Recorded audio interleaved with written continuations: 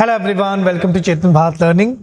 In today's video, we are going to have a quick and summarized explanation and analysis for 16th Finance Commission. Now, what is the 16th Finance Commission? Finance Commission जो है ये establish किया जाता है as per the constitutional rules.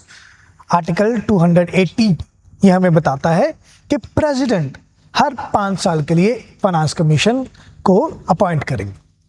Then एक chairman होंगे जो इस फाइनेंस कमीशन को रन करेंगे और ये रिकमेंडेशन प्रोवाइड करेंगे for the devolution of the funds between centre and state, कि सेंट्रल गवर्नमेंट और स्टेट गवर्नमेंट कैसे फंड्स को डिवाइड करेंगे और उन फंड्स का यूटिलाइजेशन करेंगे. तो इसी के बारे में आज हम डिटेल में पढ़ेंगे विद 16th फाइनेंस कमीशन. तो प्रेजेंटली जो 1 अप्रैल से 2026 के बाद रिकमेंडेशन जारी होने वाली है वो होने वाली है for 16th finance commission. So let's have a discussion on 16th finance commission. First of all 16th finance commission क्या कह रहा है कि फाइनेंस कमीशन बनाने का हमारा कोर कंपैरिजन क्या है कि हम डिवोल्यूशन क्राइटेरिया के बारे में बता रहे हैं. हम डिवोल्यूशन क्राइटेरिया के बारे में बता रहे हैं जिसमें horizontal devolution, how the funds are being allocated within the states, and vertical devolution for how the funds are devoluted between center and state government. तो स्टेट गवर्नमेंट कैसे फंड्स डिवाइड अप होते हुए देखेंगे सेंट्रल गवर्नमेंट से, और सारी states में आपस में ये कैसे पैसा डिवाइड होगा उसके बारे में हम बात करेंगे. फर्स्ट ऑफ ऑल ये समझ लीजिए कि जो सेंट्रल टैक्स पूल है, सेंट्रल टैक्स पूल जो है या जिसे हम टैक्स किटी भी बोलते हैं, इसमें से कुछ funds central government state governments के साथ या लोकल बॉडी गवर्नमेंट के साथ डिवाइड अप करेंगे so that they can have some sufficient और इनफ फंड्स कि वो डेवलपमेंटल प्रोजेक्ट्स में लगा पाए. राइट. अब सेंट्रल गवर्नमेंट जब स्टेट गवर्नमेंट को फंड्स प्रोवाइड करेंगे उसको हम बोलते हैं वर्टिकल डिवोल्यूशन, और सारी स्टेट्स ये फंड आपस में कैसे डिवाइड करेंगे उसको बोलते हैं horizontal devolution. Now 16th finance commission ने क्या क्राइटेरिया दिया है for vertical and horizontal devolution उसके बारे में बात करेंगे एंड साथ ही में कंपेयर करेंगे 15th फाइनेंस कमीशन के साथ भी.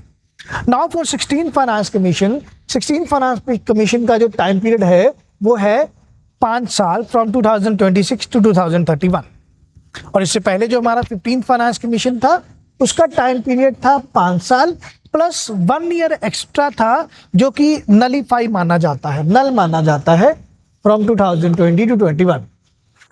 इसे कोविड ईयर के चक्कर में हम इसको नलीफाई कर देते हैं, तो 1 साल ये प्लस एक्चुअल फिर जो इसका टाइम पीरियड बनता है वो 5 साल का बनता है.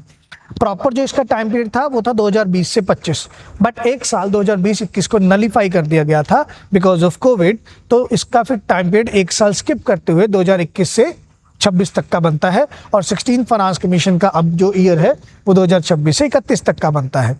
तो 1 अप्रैल 2026 से हम लागू होते हुए देखेंगे 16th फाइनेंस कमीशन के रिकमेंडेशन. ना इन्होंने क्या रिकमेंड किया? For vertical devolution, 15th Finance Commission provided for 41%, and 16th Finance Commission treated it same and recommended it same as 41%. तो vertical devolution में कोई भी चेंज नहीं आया है, और 16th Finance Commission के जो चेयरमैन हैं जिनका नाम है डॉक्टर अरविंद पंगरिया, ये कह रहे हैं कि हमने स्टेबिलिटी को फोकस में रखते हुए वर्टिकल डिवोल्यूशन को सेम रखा है ताकि वर्टिकल डिवोल्यूशन भी स्टेबल हो और उससे आपकी इकोनॉमिक स्टेबिलिटी को भी एक पुश मिले. ठीक है.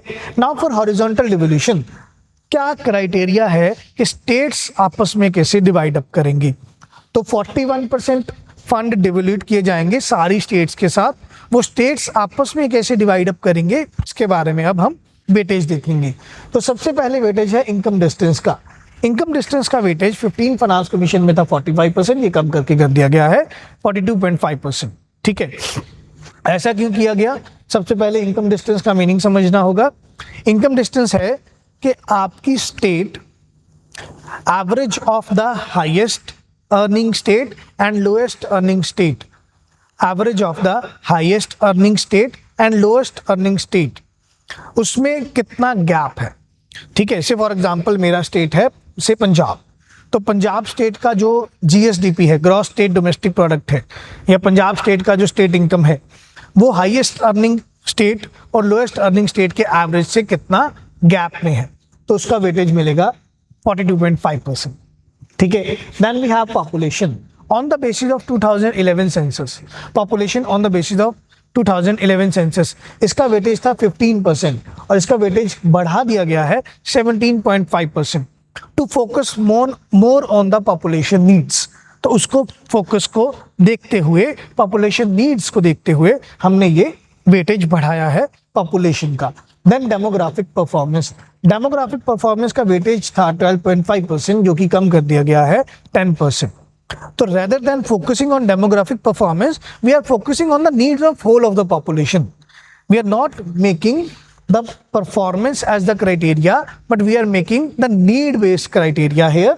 जब आपने यहाँ पर 2.5% कम किया और यहाँ 2.5% बढ़ा दिया। एरिया स्पेसिफिक वेटेज में ये था 15% जो कि कम करके कर दिया है 10%। ठीक है, कि on the basis of your states area आपका वेटेज कम कर दिया गया है, कि एरिया एक मेजर नहीं है कि कैसे डिवोल्यूशन हो फंड्स का, ये कहा 16 फाइनेंस कमीशन ने। Then after that forest and ecology, forest and ecology का वेटेज 10% था और इसको 10% ही रखा गया है। एंड लास्टली एक नया क्राइटेरिया ऐड किया गया, कंट्रीब्यूशन टू जीडीपी। ठीक है, कंट्रीब्यूशन टू जीडीपी। इससे पहले एक और क्राइटेरिया था जो 15 फाइनेंस कमीशन ने रेफर किया था, टैक्स एफर्ट्स, ये क्लोज कर दिया गया। टैक्स एफर्ट्स वाला जो क्राइटेरिया है ये 15th फाइनेंस कमीशन ने दिया था और इसको बंद कर दिया था। अब 16th फाइनेंस कमीशन एक नया क्राइटेरिया लेके आए हैं, contribution to GDP, that how much each and every state is particularly contributing to the GDP of the nation. Performance को देखते हुए अब स्टेट की परफॉर्मेंस देखी जाएगी, not on the basis of demography but on the basis of the economic activities, कि आप कितना इकोनॉमिक एक्टिविटीज कर रहे हैं जिससे जीडीपी में कंट्रीब्यूशन हो रहा है। और इसका एक अच्छा वेटेज रखा गया है 10%, जो कि 15 फाइनेंस कमीशन में नहीं था। क्लियर? तो आने वाले यूपीएससी प्रीलिम्स के एग्जाम को देखते हुए बहुत ही इंपॉर्टेंट स्लाइड है ये, चाहे तो फुल फ्लेज क्वेश्चन आ जाए कि क्या नया क्राइटेरिया ऐड किया गया है, क्या क्या चेंजेस लाए गए हैं, या कोई स्टेटमेंट के बीच में इंसर्ट कर दिया जाए। क्लियर? आगे बढ़ते हैं। नाउ सबसे ज्यादा इफेक्टिव चीज क्या है 16 फाइनेंस कमीशन का, that is rationalising the grants in aid. Grants जो दिए जा रहे हैं स्टेट्स को या अर्बन लोकल बॉडीज को या रूरल लोकल बॉडीज को, उनको चेंज किया गया है और काफी अच्छा इसमें चेंज आया है। क्या क्या डिसकंटिन्यू किया गया है? 15th फाइनेंस कमीशन के जो ग्रांट्स के क्राइटेरिया थे वो डिसकंटिन्यू किए गए हैं, जैसे कि revenue deficit grants, sector specific grants and state specific grants, ये क्राइटेरियाज बंद किए गए हैं। ठीक है, और ज्यादा फोकस किया गया है लोकल बॉडीज ग्रांट्स पर और डिजास्टर मैनेजमेंट ग्रांट्स पर। इन ग्रांट्स पर ज्यादा फोकस किया गया है। तो वन बाय वन डिस्कस करते हैं ये ग्रांट्स क्या क्या कहते हैं, क्या बोलते हैं। फर्स्ट ऑफ ऑल, कौन से ग्रांट्स कट किए गए हैं? ठीक है, ये पिक्चर ये अरविंद पंगरिया सर हैं। ठीक है, ये मैंने पिक्चर लगाया so that you get to know who the person is behind these recommendations. तो आपके पास क्या क्या ग्रांट्स थे जो कि कट किए गए हैं? सबसे पहले revenue deficit grants. Revenue deficit grants provide किया था 15 फाइनेंस कमीशन ने। कब? जब 2017 में जीएसटी आया था और जीएसटी के आने पर बहुत सारी स्टेट्स का स्टेट रेवेन्यू लॉस हो रहा था, तब उस रेवेन्यू लॉस को पूरा करने के लिए हम रेवेन्यू डेफिसिट ग्रांट्स लेके आए थे कि सेंट्रल गवर्नमेंट स्टेट्स को रेवेन्यू डेफिसिट ग्रांट्स देंगे for the loss of the tax because of the implementation of GST. तो ये बात आई थी, तो 16 फाइनेंस कमीशन ने इसको बंद कर दिया कि ये ग्रांट नहीं देने हैं, क्योंकि स्टेट्स फिर टोटली ये कहेंगे कि हम डिपेंडेंट हैं on central government for the revenue loss. तो अब फिस्कल डिसिप्लिन को फोर्स करते हुए हम ये कह रहे हैं कि हम रेवेन्यू डेफिसिट ग्रांट्स नहीं देंगे। States have to work on their own to increase their tax revenue. ठीक है, then sector specific grants. Sector specific grants provide किए थे 15 फाइनेंस कमीशन में on the basis of health, school education, agriculture, इनको खत्म कर दिया गया है। तो ये एक एरिया थोड़ा कंसर्न वाला है, क्योंकि हर स्टेट में कोई ना कोई सेक्टर आगे जाता है, या तो इकोनॉमिक सेक्टर या सोशल सेक्टर, या इकोनॉमी में भी आगे primary sector, industrial sector, tertiary sector. तो ये सेक्टर स्पेसिफिक ग्रांट्स दिए जाते थे जो कि बंद कर दिए गए हैं। तो ये एक क्रिटिकल पॉइंट है जो कि नहीं होना चाहिए था पर किया है। Then state specific grants, state specific grant दिए जाते थे जिसमें स्टेट्स को स्पेसिफिक प्रोजेक्ट्स के लिए ग्रांट दिए जा रहे हैं। जैसे फॉर एग्जांपल बिहार, हम बिहार में कहते हैं जी लिटरेसी रेट कम है, पॉवर्टी रेट ज़्यादा है।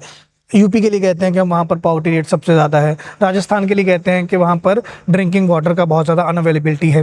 तो स्टेट स्पेसिफिक ग्रांट किए जाते थे यूनिक स्टेट प्रोजेक्ट्स को एक्सप्लोर करने के लिए, ठीक है, जो कि बंद कर दिए गए। अब कौन से नए ग्रांट्स आए हैं इसके बारे में स्टडी करते हैं।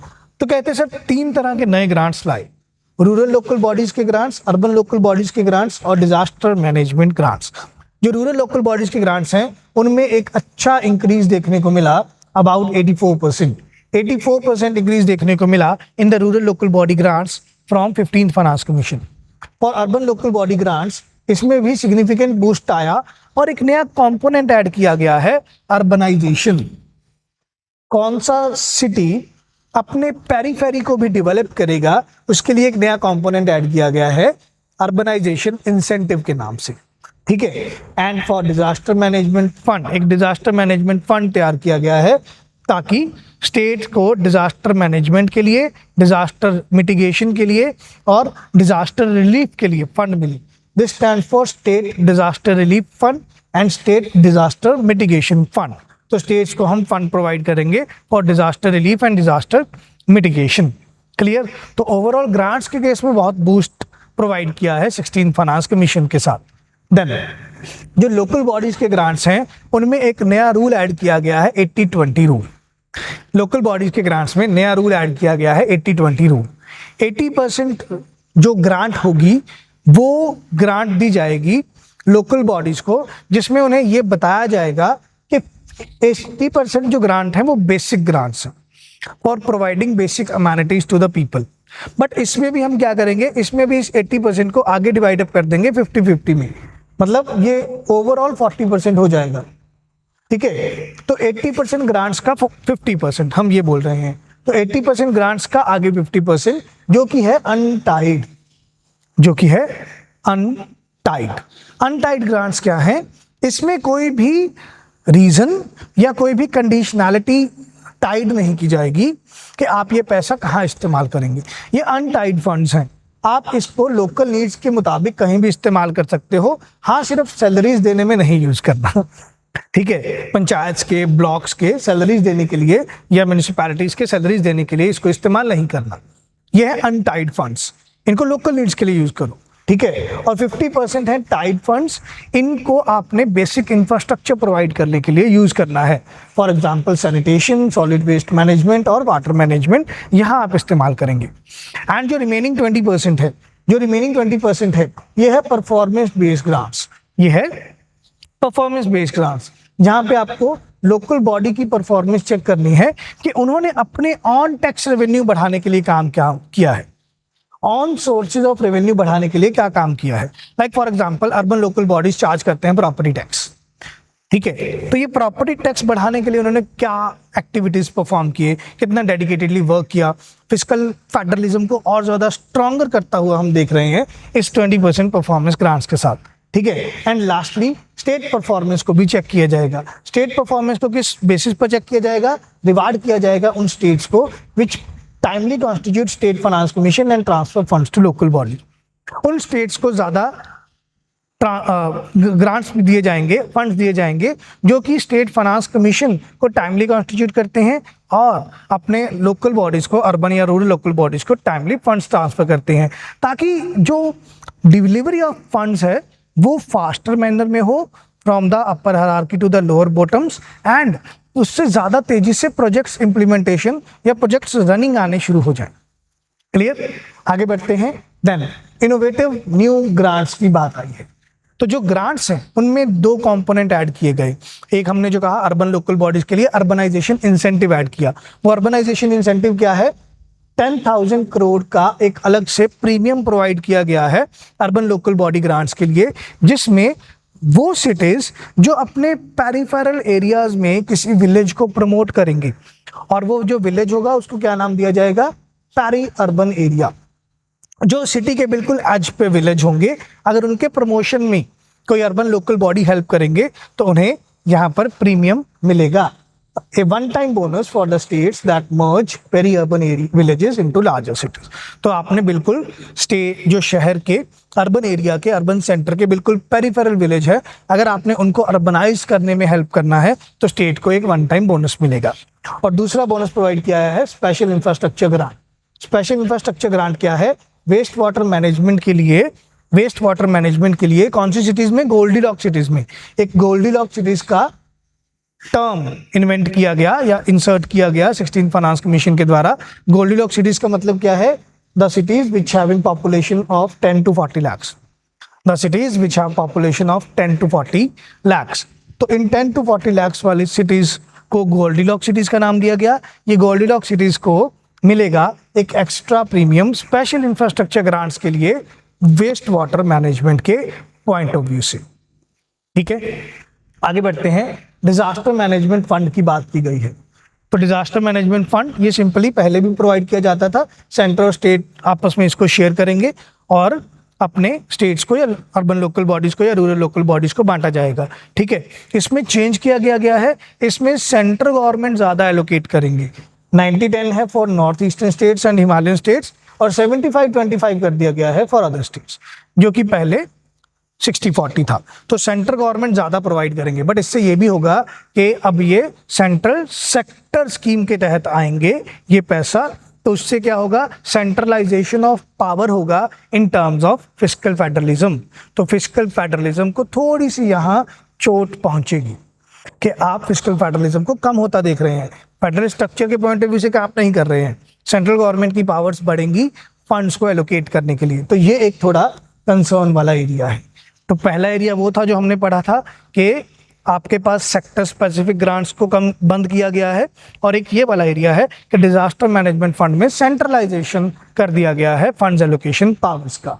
ठीक है, देन अकाउंटेबिलिटी के लिए क्या कहा जा रहा है, स्टेट्स को मोटिवेट किया जाएगा और स्टेट्स को सेकेंड ईयर से और फंडिंग मिलनी शुरू होगी अगर वो इस डिजास्टर मैनेजमेंट फंड को टाइम टू टाइम अपडेट करेंगे इसके डेटा को on national disaster management information system. तो सेकेंड ईयर से फंडिंग एलोकेशन शुरू होगा अगर एक साल के अंदर अंदर स्टेट्स ने national disaster information management system में ये डेटा अच्छे से अपलोड किया है। National disaster management information system में डेटा अच्छे से अपलोड किया है तो सेकेंड ईयर से ग्रांट मिलना शुरू होगा। ठीक है, देन कुछ फिस्कल टारगेट्स और रिफॉर्म्स के बारे में बात हो रही है।